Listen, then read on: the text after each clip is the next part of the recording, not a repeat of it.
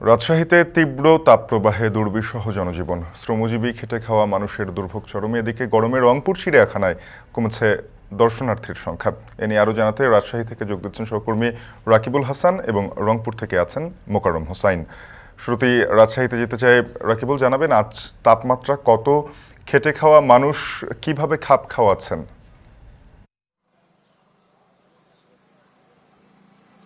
শাফিন, আসলে রাজশাহীতে প্রত্যেক দিনই আমরা একেবারেই দুপুর 12টা থেকেই যেটি দেখছি, তাপমাত্রা ক্রমশই বাড়ছে প্রতি ঘন্টায়।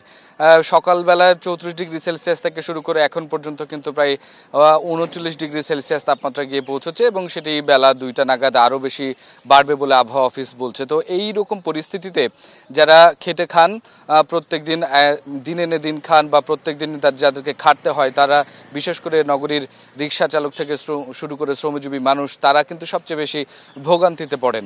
এই দুপুরবেলা তপ্ত রোদের ওপরেই যারা কাজ করেন, তারা একটু আশ্রয় খোঁজেন যে কোথায় আসলে একটু জিরিয়ে নেওয়া যায়। তার জন্য উপযুক্ত জায়গা তারা যেটি মনে করেন সেটি হচ্ছে গাছের নিচে এবং যে সমস্ত ছায়াযুক্ত জায়গা রয়েছে সেখানটায়। একটু আপনাকে দেখাতে চাই, আমরা এখন সার্কিট হাউস রোডে রয়েছি রাজশাহীর।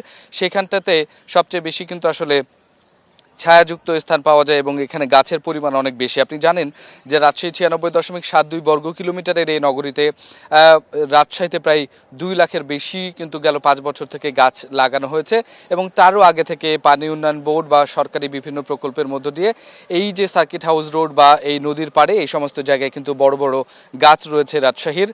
এবং এইখানটাতেই মানুষ কিন্তু একটু জিরিয়ে নেওয়ার জন্য, প্রশান্তি খোঁজার জন্য কিন্তু এখানে আসেন। গাড়ি ঘোড়া রিক্সা সকলে কিন্তু দাঁড় করিয়ে এখানে একটু নিরিবিলি নিভৃতে একটু ছায়াযুক্ত জায়গায় কিন্তু তারা বসার চেষ্টা করেন। এবং আপনাকে আরেকটি তথ্য জানিয়ে রাখি যে রাজশাহীতে 1999 থেকে শুরু করে এখন পর্যন্ত প্রায় 18% নগর বৃদ্ধি পেয়েছে।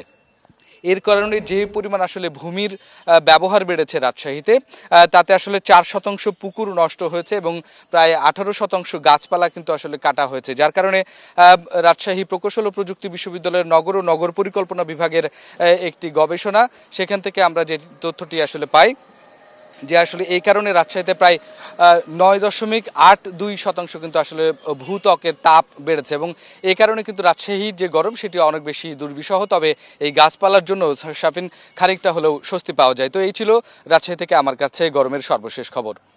চিড়িয়াখানায় খোঁজ রাখছেন মোকাররম হোসাইন। মোকাররম, জানাবেন যে গরমে পশু পাখির যত্নে কি ব্যবস্থা নেওয়া হচ্ছে? দর্শনার্থী কমার খবর জানাচ্ছিলেন, তাতে আয় কতটা কমলো?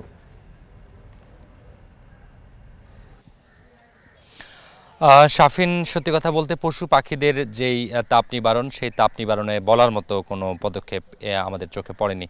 আমরা এখানে খোঁজ নিয়েছি, এখানে যে পশু পাখিগুলো রয়েছে ক্রমান্বয়ে সেই সংখ্যাও কিন্তু কমেছে। 2 বছর আগে যত সংখ্যক পশু পাখি ছিল এখন কিন্তু সেই সংখ্যাই নেই, খালি খাঁচা পড়ে আছে। জিরাফ নেই, জেব্রা নেই। কিছুদিন আগেই সংযুক্ত হয়েছে রোমিও এবং জুলিয়েট নামের 2টি বাঘ। বলার মতো কিন্তু এগুলোই এই মুহূর্তে চিড়িয়াখানায় দেখার মতো পশু পাখি বা প্রাণী রয়েছে।